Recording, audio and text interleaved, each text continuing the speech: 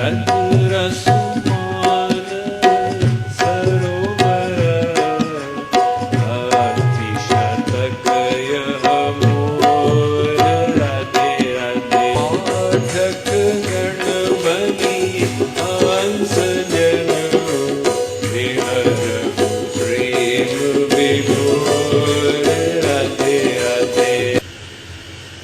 सब लोग हजारों बार कृपालु जी महाराज से सुने हैं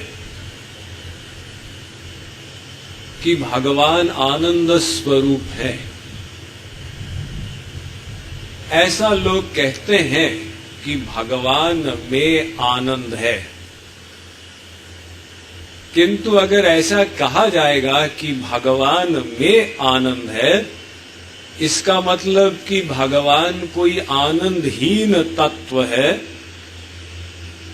बाहर से आनंद आया तब बेचारा भगवान आनंदमय हो गया। जैसे रसगुल्ले में दो चीजें होती हैं, एक गुल्ला, एक रस। रस सूखा पदार्थ होता है, छेने का बनता है, महिलाएं जानती हैं। और उसको जब चाशनी में डुबो दिया जाता है और वो चाशनी उसके अंदर चली जाती है तो रसगुल्ला कहलाता। तो भगवान कोई ऐसा सूखा आनंदहीन तत्व नहीं है। वेद की फिलॉसफी है आनंदो ब्रह्मेति व्यजानात्, भगवान ही आनंद है। ये जो कहते हैं भगवान में आनंद है, ये केवल भाषा में कहते हैं। जैसे जल निधि, समुद्र जल निधि, तो लोग कहते हैं समुद्र में पानी है। अब समुद्र में पानी, समुद्र क्या कोई बर्तन का नाम है? समुद्र माने खूब सारा पानी। तो खूब सारे पानी में पानी, ये तो वाक्य ही गलत हो गया। ऐसे ही भगवान में आनंद, ये भी वाक्य गलत हो गया। फैक्ट में समुद्र ही पानी है, ऐसे ही भगवान ही आनंद है। तो भगवान का जो आनंद हमें मिलता है भक्ति से, देखिए, एक तो निराकार का आनंद ब्रह्मानंद, एक साकार का आनंद प्रेमानंद। वो जो प्रेमानंद है वो भी दो प्रकार का है, एक ऐश्वर्यानंद, एक माधुर्यानंद। यानी एक वो आनंद जहां भगवान अपने ऐश्वर्य को प्रकट करते, अनंत कोटि ब्रह्मांड नायक, सर्वशक्तिमान, सर्वदृष्टा, सर्वांतर्यामी। तो आप दूर से उनकी भक्ति करो, उनको प्रणाम करो, भयभीत हो जाओ। इसका भी एक रस होता है, कई लोग उसी में तल्लीन हो जाते हैं। और दूसरा है माधुर्य का आनंद, जहां श्री कृष्ण भगवान नहीं रह जाते, वो केवल ब्रजराज कुमार रह जाते, उनका ऐश्वर्य छिप जाता। जैसे कृपालु जी महाराज दृष्टांत देते हैं कि बहुत साल पहले उनके एक सत्संगी थे जो हाई कोर्ट के जज थे।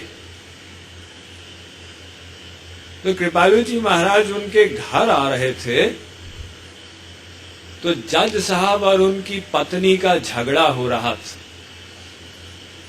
तो पत्नी कह रही थी तुमको कभी अकल नहीं आएगी। तो उसी समय महाराज जी अंदर प्रवेश किए, उन्होंने सुना, उन्होंने स्त्री से कहा तुमने क्या कहा? फिर बिना सोचे उसने कह दिया महाराज जी देखिए ना, इनको मैं कह रही हूं इनको कभी अकल नहीं आएगी। तो महाराज जी ने जज साहब से कहा देखो, तुम्हारा परिचय तो मुझे आज पता चला पत्नी से, जज साहब ने कहा क्या बताए महाराज जी, ये बेपढ़ी लिखी गांव की स्त्री है और मुझे हर समय डांटती रहती। तो स्त्री का प्रेम का संबंध है पति से। वो ये नहीं मानती है कि हाई कोर्ट के जज, वो केवल ये मानती है कि मेरे पति हैं। तो ऐसे ही जब भगवान अपने पोस्ट में हैं, वो चतुर्भुज विष्णु स्वरूप में 4 भुजाओं में शंख चक्र गदा पद्म पकड़े हुए, ये ऐश्वर्य का आनंद। और जब उनकी भगवत्ता छिप गई है तो ये श्री कृष्ण का आनंद, माधुर्य का आनंद। तो जो माधुर्य का रस होता है वो विशेष मधुर रहता। देखिए, आप किसी पार्टी में जाते हैं तो वहां ऐश्वर्य का आनंद है। आपको जो खानी है आइसक्रीम, तो 1 टीस्पून के साथ छोटा सा एक गस्सा तोड़ के मुंह में डालो, फिर एक गस्सा तोड़ के फिर मुंह में डालो। नेचुरलिटी में नहीं खा पाते। और जब घर में पत्नी या माँ परोसती है तो आप आराम से और लाओ और लाओ। कई लोग तो हमने देखा है पार्टी में जाते हैं तो भूखे आ जाते हैं, फिर पत्नी को कहते हैं खाना लाओ। अरे पार्टी में गए थे, क्या हो गया? नहीं, वहां हमको लज्जा आ रही थी अधिक खाने में। तो वो ऐश्वर्य का आनंद उससे बहुत मधुर है, ये माधुर्य का रस। वैसे भगवान का जो आनंद है उसमें 20 कक्षाएं हैं, यानी 20 स्तर होते हैं आनंद के। उसमें पहले 11 तो भौतिक ब्रह्मांडों में है, 12वां है मुक्ति का आनंद, और उसके आगे तो सबसे पहली कक्षा का आनंद सैषानंदस्य मीमांसा भवति युवा स्यात् साधु युवाध्यायकः आशिष्ठो दृढ़िष्ठो बलिष्ठो तस्येयं पृथ्वी सर्वा वित्तस्य पूर्णा स्यात् स एको मानुष आनंद। मान लो कोई एक व्यक्ति संपूर्ण मृत्यु लोक का राजा हो और गुणवान हो, बुद्धिवान हो, प्रतिष्ठावान हो, ऐश्वर्यवान हो, रूपवान हो, प्रजा अनुकूल हो, खजाने भरे हो, तो ये मृत्यु लोक का सबसे बड़ा आनंद कहलाएगा। अब इससे अगली कक्षा का आनंद ये एक मानव गंधर्व को प्राप्त होता, उससे 100 गुना अधिक आनंद एक देव गंधर्व को प्राप्त होता, उससे 100 गुना अधिक आनंद एक पितृलोक के निवासी को प्राप्त है, उससे 100 गुना अधिक आनंद एक आजानज देव को प्राप्त है, उससे 100 गुना अधिक आनंद एक कर्मदेव को प्राप्त है, उससे 100 गुना अधिक आनंद एक नित्य देव को प्राप्त है, उससे 100 गुना अधिक आनंद देवराज इंद्र को प्राप्त है, उससे 100 गुना अधिक आनंद बृहस्पति को प्राप्त है, उससे 100 गुना अधिक आनंद एक प्रजापति को प्राप्त है, जैसे दक्ष प्रजापति।